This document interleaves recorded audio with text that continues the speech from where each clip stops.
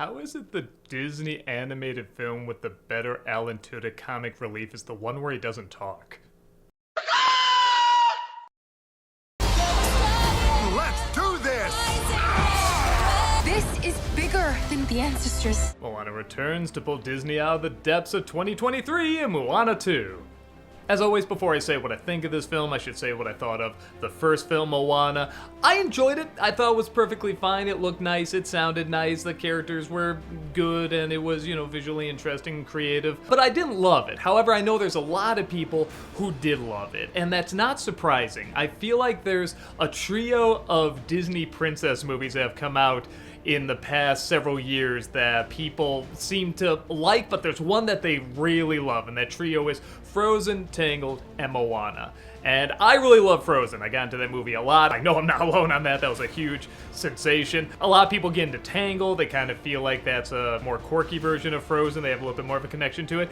And a lot of people get into Moana. If I'm right, I think that's like one of the most watched things on Disney Plus. Like, kids especially really like watching. I know adults like watching it because they love the beach, they love the culture, they love the music, blue skies, all of that. So much creativity and wonderful stuff. It just didn't quite grab me. It's one of those movies where everyone's gonna have those tropes they're a little bit more lenient to.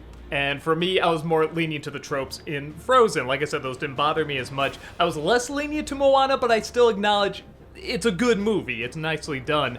So keeping that in mind going into this movie, this is definitely a by the numbers sequel. Very much a here we go again sequel. The plot is, once again, Moana is searching to explore, to find more people and cultures and so forth, but she can't, and it turns out there's a reason. There's this evil lightning god that's keeping everybody literally in this bubble, like in the smoky haze where they can't find each other. So now with Maui, they have to go stop this god and raise this island that he put at the bottom of the sea, and doing that will lift this curse so people can find each other once more.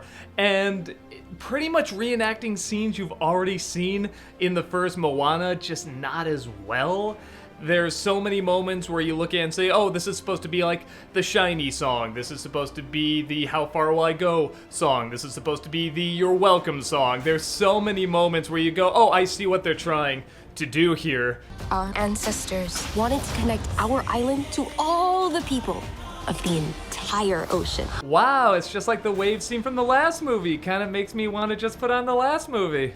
There are a few differences. This time she has a crew, which is full of characters that are not annoying, but not particularly memorable either. It's funny because one of my complaints in the first film is that they introduced this little pig comic relief and he's just not in the movie at all. Well, this time they bring him along on the raft and it still feels like he's not in the movie. You wanted to come this time. Yeah, I don't know why. These movies could really care less about this character. There's another moment where she has to fight this giant storm. There's another moment where she's feeling really low and somebody has to come around and give her a pep talk. Those hairy coconut testicles are back. Like, there's all these moments where I say, well, okay, yeah, I saw this in the first movie, which I liked, but you're not really adding anything that new. This is not a movie that needs to exist, but I will admit there are movies out there where I acknowledge they don't need to exist, but I do give a little bit of a slide to. Sin City Part 2, I really like that movie, but I acknowledge it's doing a lot of what the first one did again, but I really like that world. There was a Kung Fu Panda sequel that came out this year that didn't need to exist. I thought that trilogy was really great, but as the film goes and what it's trying to do, I thought it was passable enough, but I know there's a lot of people that really got angry at that film. They should just stop. With the story, yes, it does feel phoned in. Some of the dialogue feels phoned in, but definitely not with the music or the visuals. Again, they're really trying hard to get you this visually dazzling world, and again, people that really get into that world and that culture in the first movie are no doubt gonna really fall in love with it again.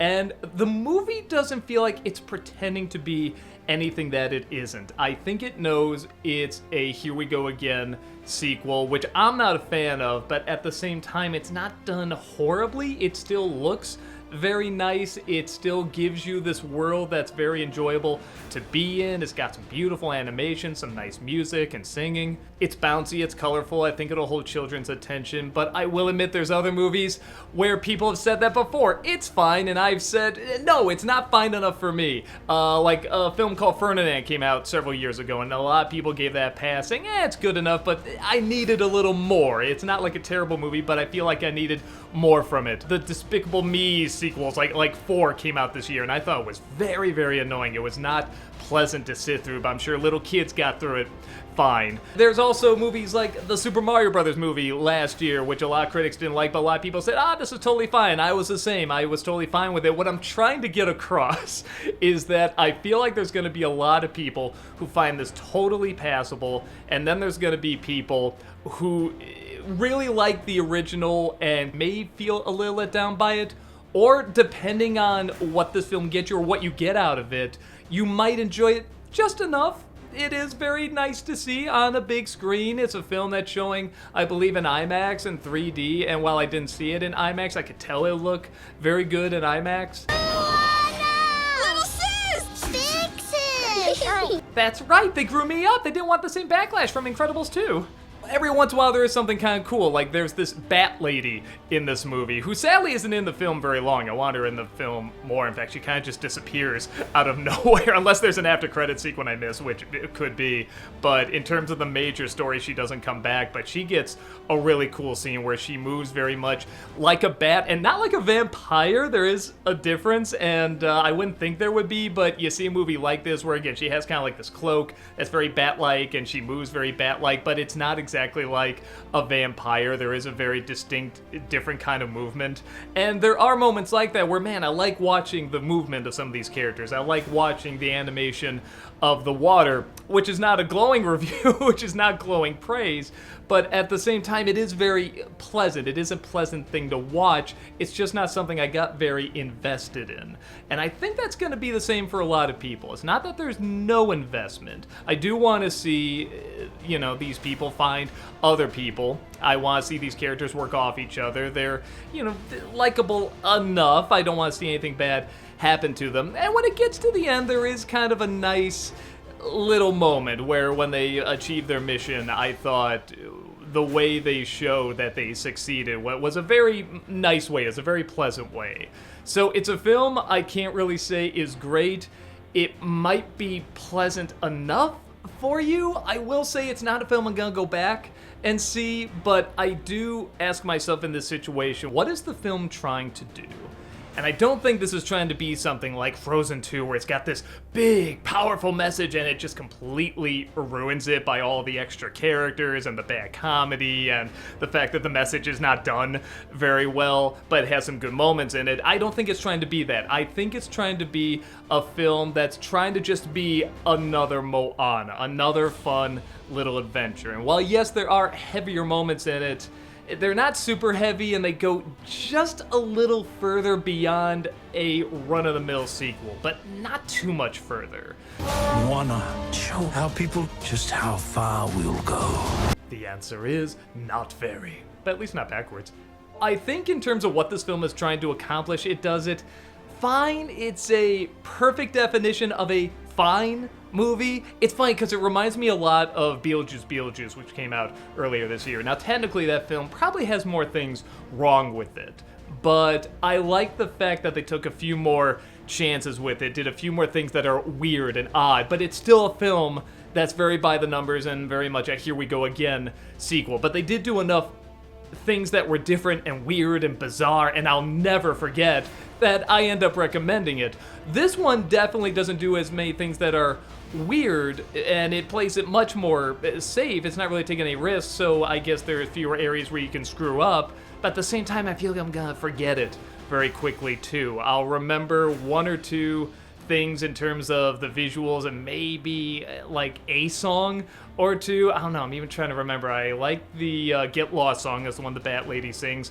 I like Maui's song, even though again it's pretty much just another version of What Can I Say, You're Welcome. Even the villain, who you don't see in this movie, is a big letdown because all it is a lightning storm. That's in. They're showing pictures of this guy on these drawings and sketches. I'm going, man, I can't wait to see this dude. I can't wait to hear why he's doing it and what the whole setup is. And we never find out. We never even see this guy. It's just a storm. I don't even know if there was like a face in the storm or anything like that. And that's a letdown because I feel like there's a lot of possibilities you could have with that. Or if you're gonna do it, really give him a good backstory, you know, like Sauron from Lord of the Rings or something. But even Lord of the Rings had Saruman and the orcs. They had other villains you could look at and not like. And even when I think back to the original Moana, the villain in that was really this goddess that was corrupted. Something was taken away from her and she turned into this demon creature. And I can never forget those great visuals at the end where you see what finally wins her over with that tiny Moana going up against that giant lava goddess. I mean, it was such a cool visual, and her turning into those giant mountains at the end. I mean, just absolutely gorgeous. There's not really much imagery like that here, and there's not much of a story like that here. It doesn't really get across anything that powerful or strong. You will be destroyed, and your wayfinder too. Now I kind of miss the lava monster. Hey, you said it, not me.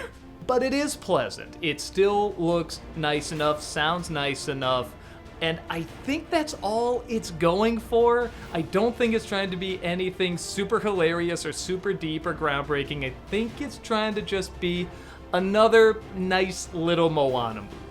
A real mixed review. Hopefully you can get an idea if this is going to be your thing or not. My guess is I think most people are going to like it fine. I think kids are going to like it fine. You just want an hour and a half to put something on, especially over Thanksgiving break, and just have a decent enough time, see bouncy animation, pretty animation, nice music. I think that's what it's going for. I think that's what most people are gonna get out of it, but if you're someone like me who didn't really get into the first Moana movie, that is to say, you acknowledge it's good, you had a good time, there's stuff you're never gonna forget, but it's not one of your favorites, this is probably a film you can skip. If I had to review it just on my own, me personally, I would probably give it 2.5 out of 4. That's kind of a negative review, but almost a positive. But if you're someone that saw the first Moana, it's a 4 out of 4, great movie, you absolutely love it, you'll probably give this a 3.5 out of 4. I can't see that many people liking it more or as much as the first film, so let's compromise and say 3 out of 4 crappy live-action remake Mauis. It's a pretty time waster with some clear effort put into it, but if you're looking for more, you're probably not gonna find it. With that said, what did you think? Did you think this was even better than the original? You know, a lot of times I try to say what I think people might think, and many times I'm wrong, so maybe you'll think this is 10 times better. It blows the original out of the water and goes further, and it does do new things, and you just love the direction it went in. Or do you think this is just a complete sellout? It doesn't need to exist. It destroyed what the original Moana was trying to do, and it was absolutely pointless. Or you're like me, you're just right dead in the center, and you say, you know what, there's nothing really that new, but at the same time, I like feeling like I'm just going to the beach and getting some pretty songs, and that's enough for me. Let me know your thoughts, and I'll see you next time. Take care.